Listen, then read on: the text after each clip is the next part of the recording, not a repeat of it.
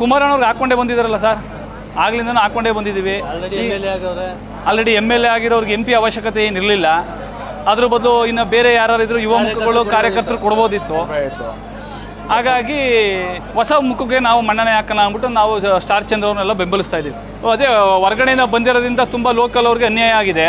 ಹಾಗಾಗಿ ನಾವೆಲ್ಲ ಸ್ಟಾರ್ ಚಂದ್ರ ಬೆಂಬಲಿಸೋಣ ಅಂತ ತೀರ್ಮಾನ ಮಾಡಿದ್ದೀವಿ. ತುಂಬ ಅತ್ಯಮೂಲ್ಯವಾದ ಮತಗಳನ್ನು ಕೊಟ್ಟು ಹೆಚ್ಚಿನ ಸಂಖ್ಯೆಯಲ್ಲಿ ಕಾಂಗ್ರೆಸ್ಗೆ ಬಲ ತುಂಬಿ ನಾವು ಅವ್ರನ್ನ ಲೋಕಸಭೆ ಕಳಿಸೋದಕ್ಕೆ ಇಚ್ಛೆ ಪಡ್ತೀವಿ. ತುಂಬ JDS ಕಾರ್ಯಕರ್ತರೇ ಕುಮಾರಣ್ಣನ ಕರ್ಕೊಬಂದಿರೋದಲ್ಲ, JDS ಲೀಡರ್ಗಳು ಕರ್ಕೊಬಂದಿರೋದು. ಕಾರ್ಯಕರ್ತರಿಗೆ ಯಾರು ಮನ್ನಣೆ ಕೊಡೋದಿಲ್ಲ ಇಲ್ಲಿ, ಎಲ್ಲ ಲೀಡರ್ಗಳು ಮಾತ್ರ ಮನ್ನಣೆ ಕೊಡೋದು. ಕಾರ್ಯಕರ್ತರ ಮಾತಕ್ಕೆ ಬೆಲೆ ಇಲ್ಲ ಎಲ್ಲೂ. ಹಂಗಾಗಿ ಅವರೆಲ್ಲ ಸುಮ್ಮನೆ ಹಿಂದೆ ಇರ್ತಾರೆ, ಮುಂದೆ ಹೋಗಿ ಕರ್ಕೊಂಬರ್ತಾರೆ. ಹಾಗಾಗಿ 100ಕ್ಕೆ 100 ಭಾಗ ಇಲ್ಲಿ ಸ್ಟಾರ್ ಚಂದ್ರವರು ವಿನ್ ಆಗ್ತಾರೆ. ಸ್ಟಾರ್ ಚಂದ್ರರವರು ತುಂಬ ಉದ್ಯಮಿ ಮತ್ತು ಸಮಾಜ ಸೇವಾಮುಖಿಗಳಲ್ಲಿ ತುಂಬ ಹೆಚ್ಚಾಗಿ ಕಾಣಿಸ್ಕೊಂಡಿರೋದ್ರಿಂದ ಅವ್ರನ್ನ ಮುಂದೆ ತರಬೇಕು ಅಂತ ಎಲ್ಲ ಸೇರಿ 9ರಿಂದ ಕಾಂಗ್ರೆಸ್ ಪಕ್ಷದಿಂದ 9ರಿಂದ ಎಲ್ಲ ನಿರ್ಧಾರ ಮಾಡಿದ್ರೆ ನಾವು ಅವ್ರಿಗೆ ವೋಟ್ ಮಾಡಬೇಕು ಅಂತ ತೀರ್ಮಾನಿಸಿದ್ದೀವಿ.